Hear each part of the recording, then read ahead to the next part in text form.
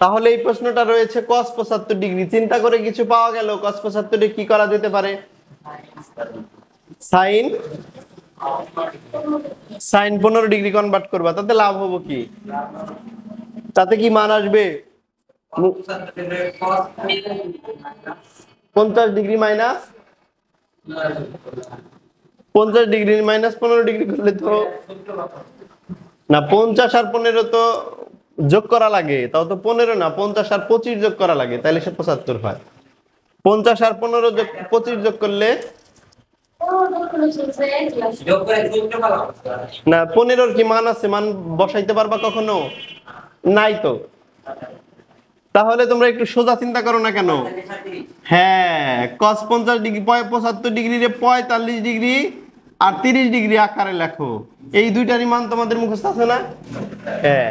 এখন একটু আগে তোমাদের বলছিলাম cos a প্লাস b এর সূত্র হইলো মাইনাস, খালি cos a cos b minus sin a sin b।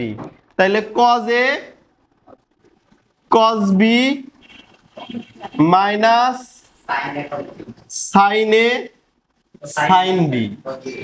এখানে কোনটার মান তোমার এখন জানা নাই?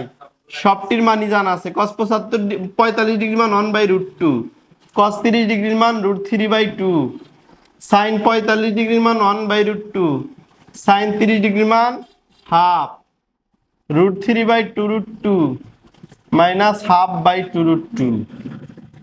তাহলে 2√2 সমান কত? √3 মাইনাস 1। এই হচ্ছে cos 75 ডিগ্রির মান। তাহলে cos 75 ডিগ্রি সমান সমান কি পাওয়া গেল?